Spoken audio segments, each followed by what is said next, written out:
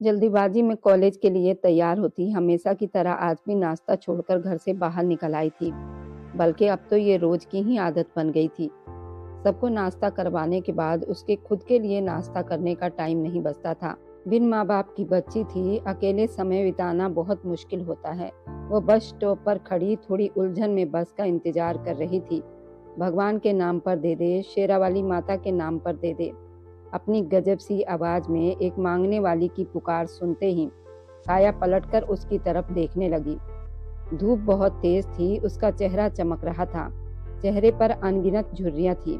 काया अपने बैग की आखिरी जिप खोलते हुए कुछ टटोलने लगी तो उसे 10 रुपए का नोट मिला। काया ने वह रुपए उस मांगने वाली को थमा दिए। भगवान तेरा भला करे, भगवान तेरे भाग अच्छे करे, तू पढ़ लिख कर अफसर बने और अच्छा वर तुझे हाथ लगे। ये कहते हुए ढेरों आशीर्वाद देने लगी। उस तपती धूप में काया को जैसे ठंडी छांव का एहसास हुआ। तभी बस आ चुकी थी। बस में बैठते हुए वो बिना वजह ही थोड़ी सी मुस्कुरा दी। गोविंद राम के 2 बेटे थे, युग और नीरव।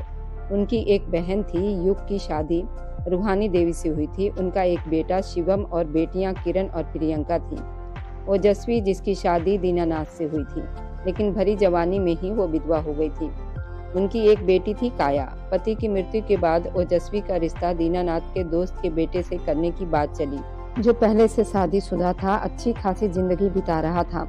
मगर किसी का बसा बसाया घर बर्बाद करने का ओजस्वी का दिल नहीं माना और उसने साफ मना कर दिया। वो विधवा सारी जिंदगी बिताने को तैयार थी, क्योंकि वे दीनानाथ से बेहद प्रेम करती थी। इसलिए वो 5 साल की अपनी बेटी को लेकर वापस अपने ही मायके में आकर रहने लगी। भाइयों ने शुरू में तो अच्छा बर्ताव किया, लेकिन वक्त के साथ साथ माँ बेटी उन्हें खटकने लगी। ओजस्वी घर का सारा काम करती ताकि उनकी बेटी की पढ़ाई न रुके। काया पढ़ाई में बहुत अच्छी थी। उसने 10वीं में टॉप किया था। उसे एक बहुत अच्छे कॉलेज में एडमिशन मिल गया था, लेकिन उस पर दोनों भाइयों ने हंगामा किया। हालांकि भाइयों के आगे उन्हें चुप रहना पड़ा। यूं ही उनकी प्यारी सी बेटी लंबे लंबे बालों वाली, बल्कि गुड़िया जैसी दिखती थी। इतना सब काम करके भी रोज कॉलेज के लिए निकल जाती। कुछ महीने पहले ही उसकी माँ को शुगर की शिकायत हुई थी और इलाज ठीक से ना होने की वजह से वो बढ़ती जा रही थी। ओजस्वी के काम का सारा बोझ अब काया पर आ गया था, जिसे वो पूरी जिम्मेदारी से निभाती थी। लेकिन ढेर सारा पढ़ना उसका सपना था, बल्कि उसकी माँ का भी सपना था कि वो बहुत आगे तक पढ़े। अब वो अपनी माँ के सपने को सच बनाना चाहती थी। कॉलेज पहुंचती तो बस से उतरते ही वो कॉलेज के अंदर दाखिल हुई। अरे काया, कहाँ रह गई थी? कब से तुम्हारा वेट कर रही हूँ, थोड़ा जल्दी आया करो। आज कॉलेज में बायोलॉजी के नए प्रोफेसर आए हैं। उसकी सहेली तान्या ने उसे जल्दी से बताया। अच्छा कहते हुए काया उसके साथ क्लासरूम की तरफ बढ़ चली। आज क्लास में काफी सारे स्टूडेंट थे। यार क्या ही हैंडसम बंदा है, उसकी पर्सनैलिटी कमाल की है। तान्या और ज्यादा बोली तो काया ने उसे हल्का सा झटका देकर चुप करा दिया। दोनों अपनी अपनी सीट पर जा बैठी। काया अपने नोट्स निकाल रही थी कि उसी वक्त क्लासरूम में वो प्रोफेसर दाखिल हुआ। सब स्टूडेंट बड़े मान सम्मान में उनके लिए खड़े हो गए। काया भी उनमें शामिल थी। इजाजत मिलने पर सब वापस बैठ गए।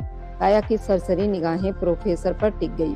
काले बालों में हल्का सा जेल, चेहरे पर सलीके से गिरी लटें, होठों पर हल्की मुस्कान, चेहरे पर अलग सी चमक, चश्मे की ओट में छुपी गहरी आंखें।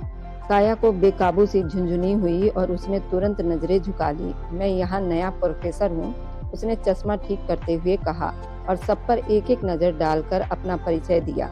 इतना वक्त नहीं है कि सबकी बातें सुन सकूं, इसलिए सीधे पढ़ाई पर आते हैं। वह लैपटॉप खोलकर लेक्चर शुरू कर चुका था। स्लाइड चल रही थी। वह लगातार बोल रहा था, मगर काया को उसके शब्द सुनाई नहीं दे रहे थे। वह तो बस उसे देखे जा रही थी। बोलते हुए वो उसे बहुत ही प्यारा लग रहा था। काया कब उसके शब्द सुन रही थी, वह तो बस उसका चेहरा ही निहार रही थी। शायद उसकी ये बेखबरी सी टकटकी तेजस वर्मा भी नोट कर चुका था। क्लास खत्म हुई। लेक्चर भी उसने 1 हफ्ते के लिए सबको अपने सब्जेक्ट में प्रोजेक्ट बनाने को दे दिया। अभी आए 2 दिन हुए थे और प्रोजेक्ट। काया सर झुकाए गुस्से में बड़बड़ाने लगी। उसे खुद पर भी गुस्सा आ रहा था, क्योंकि पूरा लेक्चर बीत चुका था और उसे कुछ भी समझ नहीं आया था, ना ही उसने ध्यान दिया था। मिस स्टूडेंट, उसकी तरफ इशारा करते हुए उसने कहा, मेरा नाम तेजस वर्मा है। उसके हाँ में सिर हिलाने पर काया खड़ी हुई। कल सबसे पहले आप प्रोजेक्ट देंगी, आउट ऑफ एनी एक्सक्यूज, उसने थोड़ा सा सख्त लहजे में कहा। काया ने मुंह बनाते हुए हाँ में सिर हिला दिया।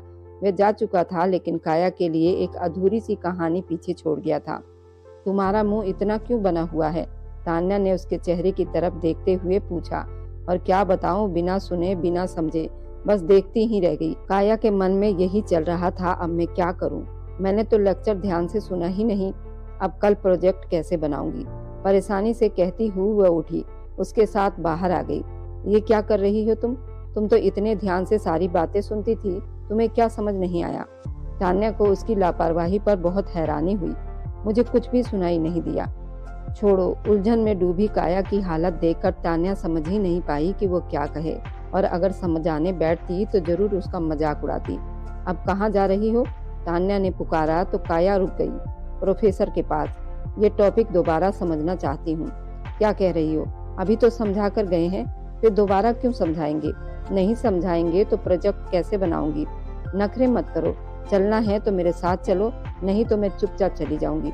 काया ने अपना सारा गुस्सा तान्या पर उतार दिया और मुंह फुलाए आगे बढ़ गई। स्टाफ रूम से तेजस वर्मा के बारे में पूछते हुए वो उसके केबिन की तरफ बढ़ी। गहरी सांस छोड़कर बहुत हिम्मत जुटाते हुए उसने दरवाजे पर दस्तक दी। भीतर से आई मर्दाना आवाज सुनकर एक पल को उसका दिल दहल गया। दरवाजा खोलते ही वह अंदर बढ़ी। प्रोफेसर तेजस सोफे पर बैठा चाय पी रहा था। काया को अपने कमरे में देखकर वह थोड़ा हैरान हुआ। चाय का कप टेबल पर रखकर उसकी तरफ देखा। यस, बोलिए। सर, जो आपने थोड़ी देर पहले टॉपिक समझाया था, मुझे एक बार फिर समझा दीजिए। काया नर्म लेकिन घबराए अंदाज में बोली। मैं क्लास में समझा चुका हूँ, अगर कोई समस्या थी तो वहीं पूछ लेती, अब अकेले में कैसे समझाऊंगा? तेजस वर्मा के माथे पर बल पड़ गए। आई एम सॉरी सर, मुझे वहाँ कुछ समझ नहीं आया, इसलिए दोबारा आपके पास आई हूँ। काया को पहली बार बहुत शर्मिंदगी महसूस हुई। आपकी बात का मतलब क्या है? अगर क्लास में समझ नहीं आई है तो क्या गारंटी है कि अब समझ में आ जाएगी? वह गुस्से में बोला। काया ने टिकी नजरों से देखते हुए कह दिया, आप समझा देंगे तो क्या हो जाएगा? आपकी भी तो रिवीजन हो जाएगी और आपको भी समझाने में आसानी हो जाएगी। दोबारा बच्चों को आसानी से समझा सकेंगे। उसके मुंह से शब्द खुद ब खुद निकलते चले गए। उसे खुद अंदाजा नहीं हो रहा था कि वो क्या कह रही है। तेजस वर्मा गुस्से से लाल हो गया। आउट। बस एक शब्द कहकर उसने उसे बाहर निकलने का इशारा किया। प्लीज, काया घबराकर बोली। सुनाई नहीं दे रहा, दफा हो जाओ यहाँ से। वह गरजा। काया रोने की शक्ल बनाकर उसे देखने लगी। तेजस वर्मा बहुत गुस्से में अपनी जगह से उठा और उसके पास आ गया। लगता है प्यार से बात समझ नहीं आती। मैं नहीं चाहता कि मैं तुम्हें टच करूं, क्योंकि मैं ऐसी खूबसूरत लड़कियों को टच करता हूं तो मेरे अंदर गुदगुदी होने लग जाती है। मैं अपने ऊपर कंट्रोल नहीं रख पाता, इसलिए बेहतर होगा खुद बाहर चली जाओ। सर, आप में थोड़ा भी लिहाज नहीं, कोई इस तरह से बात करता है? काया नाराजगी से बोली। उसकी बात पर तेजस वर्मा भड़क गया और उसने उसे बाजुओं से पकड़कर दीवार से चिपका दिया। उसकी कमर दीवार से जा टकराई और काया बुरी तरह से चौंक गई। अपनी लिमिट क्रॉस मत करो काया, वरना ऐसी हद बना दूंगा कि दोबारा झांक भी नहीं सकोगी। वह चेहरे के करीब झुककर गर्म सांसें छोड़ते हुए बोला। अपना नाम सुनकर काया का दिल बेचैन हो उठा। छोड़िए मुझे, दूर रहकर बात कीजिए, वह कांपती आवाज में बोली। वह गुस्से में हंसा। एक तो तुम जवान प्रोफेसर के कमरे में अकेली आ गई हो, ऊपर से भला की खूबसूरत हो, जिस्म तो जैसे शीशे की तरह है, फिर उम्मीद करती हो कि मैं तुमसे दूर रहूं? ये नामुमकिन है। यहाँ आने से पहले सोचना चाहिए था।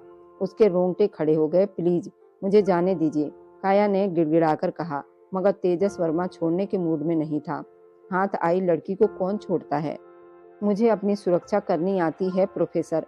आप मुझे अच्छे इंसान लगे इसलिए आई थी, मुझे नहीं पता था कि आप। काया के शब्द रोने में बदल गए। उसकी आंखों में आंसू देखकर तेजस वर्मा पीछे हट गया। वह उदास लड़की के आंसू नहीं देख सका। अब जाओ यहाँ से, उसने गंभीर स्वर में कहा। उसकी ये अचानक नरमी देखकर काया हैरान हुई, मगर बिना शब्द बोले वहां से निकल पड़ी। बाहर गार्डन एरिया में आकर उसने गहरी सांस ली। हे भगवान, मैं कहाँ फंस गई थी? तेरी कृपा है कि सही सलामत लौट आई हूँ। मेरा भी आज दिमाग काम नहीं कर रहा था। बुदबुदाते हुए वो क्लास की तरफ बढ़ गई। प्रोजेक्ट समझने में उसे 2 दिन लग गए, जबकि अब प्रोजेक्ट को जमा करने के लिए बस 2 दिन ही बचे थे और प्रोफेसर का दिन कल था। रात गहरी होती जा रही थी। वो प्रोजेक्ट पर काम कर रही थी। घर के काम भी निपटाने थे। दिन में उसे पढ़ने का वक्त नहीं मिला था, इसलिए वह रात का ही वक्त चुनती थी। नींद के झटके भी आ रहे थे, मगर प्रोजेक्ट पूरा करना भी जरूरी था। वह किसी भी हाल में खराब ग्रेड नहीं लाना चाहती थी। तभी मोबाइल की बेल बजी। काया ने बिन देखे कॉल उठा ली। हेलो, कौन? कंधे और गाल के बीच में मोबाइल दबाए लैपटॉप पर हाथ चलाती रही। 2-3 बार हेलो कहा। जवाब न मिलने पर कॉल काट दी और पूरे ध्यान से प्रोजेक्ट में जुट गई। रात के 2 बज चुके थे। काम करते करते उसकी नजर पास रखे पानी के जग पर जा ठहरी तो देखा जग खाली पड़ा हुआ था। उसे भरने के ख्याल से वह अपने कमरे से निकलकर किचन की तरफ चली गई। पानी का जग भरकर जैसे ही वापस पलटी तभी उसे सीढ़ियों के पास पिलर के नीचे कुछ अजीब सी आवाज सुनाई दी। वो वहीं रुक गई। दिल एक पल के लिए जोर से धड़क उठा था, लेकिन ये सोचकर कहीं कोई चोर न हो, उसने जाकर देखना ही ठीक समझा। अपने हाथ में पानी का जग लिए वह धीरे धीरे आगे बढ़ रही थी। वहां पहुंचकर रुक गई, ये देखने के लिए कि आखिर वहां कौन है। लेकिन सामने मौजूद उन 2 लोगों को देखकर काया की आंखें फटी की फटी रह गई। पीहू किसी लड़की के साथ अजीब अवस्था में थी। वह लड़का उसके दोनों ब्यूटी बॉर्न को अपने हाथों से मसल रहा था। कभी उसके होठों से चिपककर उसे किस करता था। बस करो ना, पीहू इतराकर बोली। तुम मुझे प्यार नहीं करने दोगी तो मैं कहाँ जाऊंगा? मेरा बस चले तो मैं तुम्हें हर पल यूं ही प्यार करता रहूं। महावीर ने उसके होठों पर किस किया तो पीहू शर्माकर लाल पड़ गई। महावीर, तुम अपने मम्मी पापा से बात करो ना, हमारा रिश्ता तय कर दें। पीहू बहुत मनुहार भरे शब्दों में कहा। अपनी बाहें उसके गले के चारों तरफ डाल दी। हाँ हाँ, क्यों नहीं, तुमसे शादी नहीं करूंगा तो किससे करूंगा? तुम ही मेरी दुल्हन बनोगी। ये कहते महावीर ने उसके कमर के चारों तरफ हाथ फैलाकर उसे अपने सीने से लगा लिया और उसकी गर्दन पर झुकते बेसुमार किस करने लगा। पीहू की सांसें तेज हो गई थी। तभी काया के हाथ से पानी का जग छूटकर नीचे गिर पड़ा। कांच टूटने की आवाज से वे दोनों चौंक गए। तुम यहाँ क्या कर रही हो? पीहू गुस्से से चिल्लाई। काया की तो जैसे जुबान ही गूंगी हो गई, वह कुछ बोल ही नहीं पाई। एक तरफ महावीर पीहू से मोहब्बत का इजहार कर रहा था, दूसरी तरफ रात के अंधेरे में प्रियंका से मिलकर उससे भी प्यार मोहब्बत की बातें किया करता था। यानी वो एक ही वक्त में दोनों बहनों को बेवकूफ बना रहा था। दोनों बहनें उसे चाहकर भी सच्चाई नहीं देख पा रही थी। काया ने अफसोस से सिर हिलाया। तुम यहाँ इस वक्त क्या कर रही हो? मेरी जासूसी कर रही थी। पीहू ने उसकी बाह पकड़कर झकझोरते हुए चिल्लाया। दीदी, मैं तो किचन से पानी लेने आई थी, यहाँ कुछ आवाज सुनी तो चली आई। मुझे लगा कोई चोर होगा, लेकिन मुझे नहीं पता था कि आप और महावीर यहाँ अपनी कीमती समय एक दूसरे के साथ बिता रहे हो। काया ने कांपती आवाज में कहा। अपनी बकवास बंद करो, कहते हुए पीहू का हाथ उठा और काया के गाल पर 5 उंगलियों का निशान छोड़ दिया। तभी शोर सुनकर रूहानी देवी बाहर आ गई। ये सब क्या हो रहा है? ये पानी का जग कैसे टूटा? उन्होंने टूटे कांच की तरफ देखते हुए चिल्लाकर कहा। आंटी जी देखिए ना इसके करतूत। पीहू ने तुरंत बात पलट दी। रात के अंधेरे में न जाने किससे मुलाकात कर रही थी। महावीर और मैं यहाँ आए तो इसे देखकर वह लड़का भाग गया। महावीर पीहू के दोस्त का भाई था, यहीं पर उनके घर में रेंट पर रहता था। अब यह हम पर ही इल्जाम लगा रही है। काया हैरानी से उन्हें देखती रह गई कि पीहू ने कैसे सारा दोष उसके सिर पर मढ़ दिया। नहीं आंटी जी, ये झूठ बोल रही है। काया ने सफाई देनी चाहिए, लेकिन उससे पहले महावीर बोला। पीहू सही कह रही है आंटी जी, मैंने भी एक लड़के को यहाँ से भागते हुए देखा। रूहानी देवी ने गुस्से से काया की तरफ देखा और उसके बाल पकड़कर एक थप्पड़ जड़ दिया। रात के इस वक्त चोरी छिपे मुलाकातें करती फिर रही हो और हमें कहती हो कि पढ़ाई कर रही हूँ। आंटी, मैं सच कह रही हूँ, मैंने किसी से कोई मुलाकात नहीं की। काया रोते हुए बोली। मैं तो यहाँ इन्हें देख कर आई थी। देखा आंटी कैसी बकवास कर रही है, महावीर ने कहा। उसकी बात सुनकर पीहू ने तेज नजरों से महावीर को देखा, क्योंकि अभी कुछ देर पहले ही वो इस रिश्ते की बात कर रहा था। अब उससे बहन कहकर बुला रहा था। बदचलन लड़की, तुझे शर्म नहीं आती बच्चों पर इल्जाम लगाते हुए? रूहानी देवी ने गुस्से में कहा और 2 थप्पड़ और जड़ दिए। काया लड़खड़ाकर नीचे गिर पड़ी। उसका हाथ टूटे कांच पर लगा और खून बहने लगा। महावीर ने उसका खून देखा तो पल भर के लिए उसके होंठ भिज गए। वह नहीं चाहता था कि उसे चोट लगे, लेकिन वह खुद को ही बचाने में लगा रहा। काया को हो रही तकलीफ उसे अंदर तक तोड़ रही थी और रूहानी देवी का गुस्सा अब भी कम नहीं हुआ। दिल करता है अभी इसी वक्त तुम्हें इस घर से बाहर निकाल दूं और तुम्हारे अंकल को तुम्हारी सारी करतूतें बता दूं। लेकिन कहते कहते वह रुक गई और काया फर्श पर बैठी खून से सना हुआ हाथ देखती रही, ये सोचते हुए कि उसकी खामोशी ने उसे कितना अकेला कर दिया है। भगवान का डर आ जाता है मुझे। और तुम पीहू जाओ यहाँ से अंदर, खबरदार अगर दोबारा बाहर नजर आई तो। रूहानी देवी की सख्त आवाज गूंज उठी। अगर भगवान का डर न होता तो शायद और भी कुछ कहती। ये सोचते हुए पीहू डर के मारे भागती हुई अपने कमरे की तरफ चली गई, जबकि महावीर ने काया को एक नजर देखा, नजरें झुकाई और बिना कुछ कहे अंदर की तरफ बढ़ गया। और तुम? रूहानी देवी ने काया की तरफ उंगली उठाते हुए कहा, जल्दी उठो और ये जो रायता फैलाया है ना, इसे साफ करो, फिर अपने कमरे में दफा हो जाओ। दोबारा मुझे अपनी शक्ल मत दिखाना, वरना तुम्हारे अंकल को तुम्हारी सारी करतूतें बता दूंगी। 2 मिनट में तुम्हें इस घर से बाहर निकलवा दूंगी। इतना कहकर वह गुस्से में अंदर चली गई। काया वहीं फर्श पर बैठी अपने हाथ से बहते खून को देखती रही।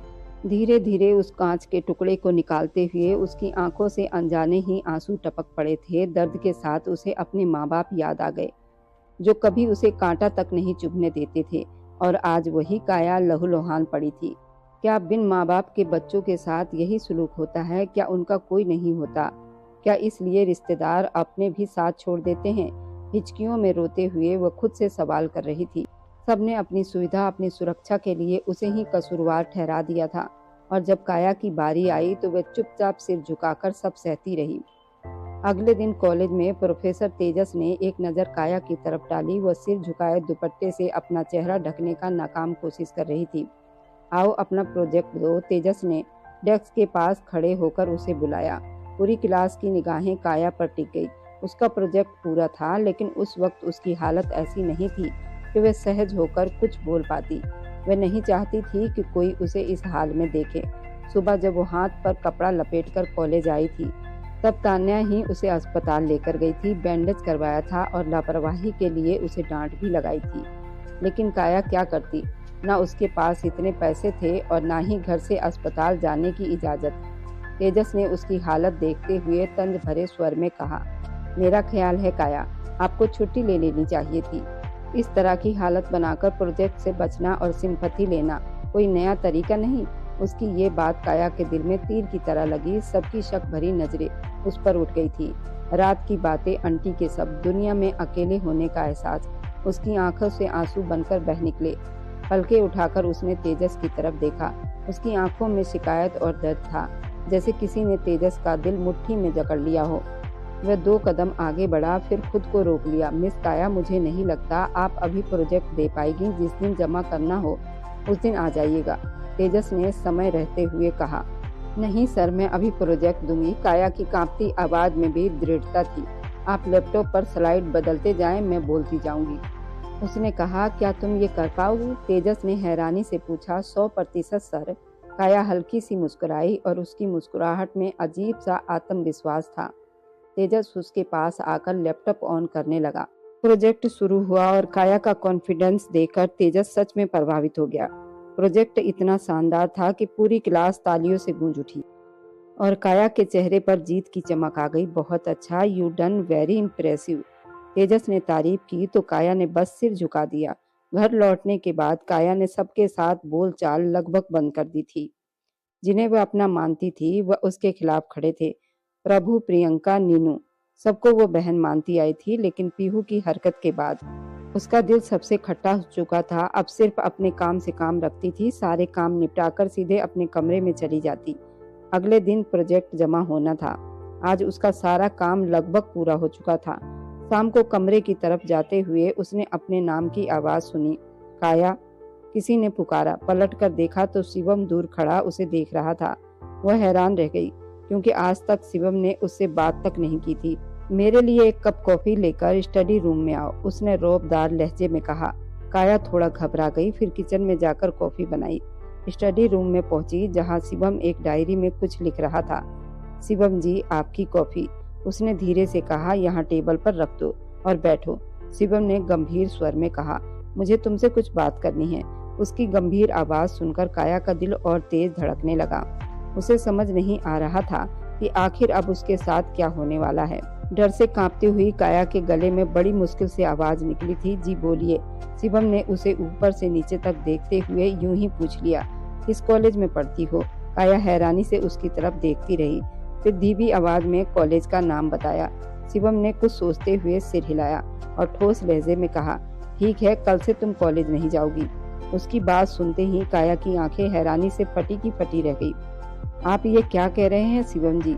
मेरा लास्ट सेमेस्टर चल रहा है, कॉलेज नहीं जाऊंगी तो पेपर कैसे दे पाऊंगी। शिवम ने कॉफी का मग उठाते हुए सख्त आवाज में कहा, तुम्हें मेरी एक बार कही बात समझ नहीं आती? नहीं जाओगी मतलब नहीं जाओगी। किसी और कॉलेज में तुम्हारा एडमिशन करवा दूंगा, लेकिन इस कॉलेज में अब तुम नहीं जाओगी। काया की आवाज भर गई। शिवम, अगर मैं कल प्रोजेक्ट जमा नहीं कर पाई तो मुझे एग्जाम में बैठने नहीं दिया जाएगा। शिवम ने गुस्से में जवाब दिया, तो मत बैठना, डिग्री चाहिए तो तुम्हें मिल जाएगी, तुम्हें जाने की जरूरत नहीं है। ये सुनकर काया सिर झुकाए अपने कमरे की तरफ बढ़ गई, जबकि शिवम गहरी सोच में डूब गया। अगले दिन सब अपने अपने प्रोजेक्ट जमा करा चुके थे, सिवाय काया के, जो अभी तक कॉलेज नहीं पहुंची थी। तान्या ने कई बार कॉल किया, मगर काया ने एक भी कॉल अटेंड नहीं की। दूसरी तरफ काया का रो रो कर बुरा हाल था।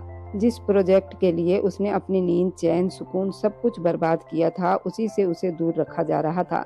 शिवम ऑफिस निकल गया तो काया ने खिड़की से बाहर झांकते हुए भगवान का धन्यवाद किया और प्रोजेक्ट की फाइल उठाकर घर से बाहर निकल पड़ी। आज वो सच में लेट हो चुकी थी। बस नहीं मिली तो किसी तरह ऑटो लेकर कॉलेज पहुंची। जैसे ही कॉलेज में कदम रखा, सामने तान्या दिखाई दी। तुम्हारा दिमाग खराब हो गया है क्या? अब आ रही हो? सुबह प्रोजेक्ट जमा होना था। काया ने जल्दी से कहा, ये बातें बाद में, पहले मेरे साथ चलो। वो आगे बढ़ी, लेकिन वहां पहुंचकर पता चला कि जमा करने का समय खत्म हो चुका है। तान्या झुंझुलाकर बोली, ऐसे थोड़ी चलता है, ये कॉलेज है, कोई रिश्तेदारों का घर नहीं। काया की आंखें भर आई। शिवम ने मुझे कॉलेज आने से मना कर दिया है, कह रहे हैं कि किसी और कॉलेज में दाखिला करवा देंगे। मैं छुप छुपा कर आई हूँ। तान्या गुस्से से बोली, पहले पीहू और महावीर, अब ये शिवम भी, क्या लोग हैं यार।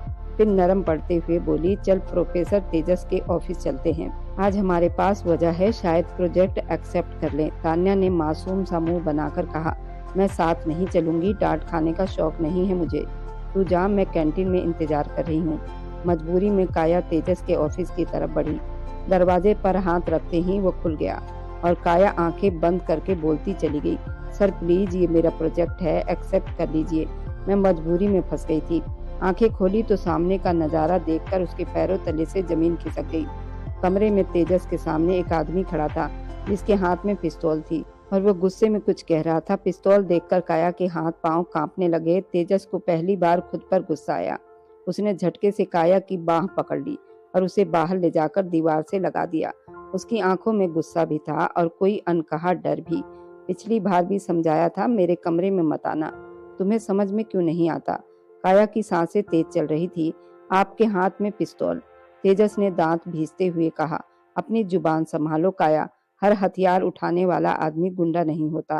काया ने कांपती पलकों से उसकी तरफ देखा, हर कोई नहीं होता सर, लेकिन आप इतने करीब क्यों हैं? तेजस एक पल को ठहर गया। उसकी आंखों में कुछ ऐसा था जो काया के दिल की धड़कन बढ़ा गया, क्योंकि कुछ हालत दूरी नहीं, नजदीकी मांगते हैं। काया का दिल जोर से धड़क उठा। ये डर था या किसी अनजाने एहसास की शुरुआत, वह खुद नहीं जान पाई। कहानी यही एक रोमांचक और रोमांटिक मोड़ पर ठहर जाती है। क्या काया को अपने प्रोफेसर से मोहब्बत हो रही है या सिर्फ हालात का असर है?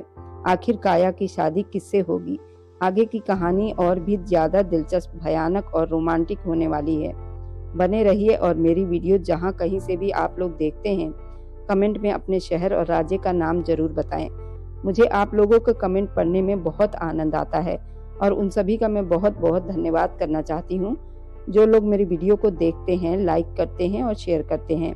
अगर आपको आज की कहानी पसंद आई है तो जरूर मेरी वीडियो को लाइक कीजिएगा और अपने दोस्तों के साथ शेयर भी कीजिएगा। और हाँ, अगर आपने अभी तक हमारे चैनल को सब्सक्राइब नहीं किया है तो जरूर सब्सक्राइब कर लें। मिलते हैं हम अपनी कल की एक और नई दिलचस्प कहानी के साथ। मुझ पर सदा अपना प्यार और स्नेह बनाए रखें। सभी को मेरा प्यार भरा नमस्कार दोस्तों। खुश रहें, स्वस्थ रहें, मस्त रहें।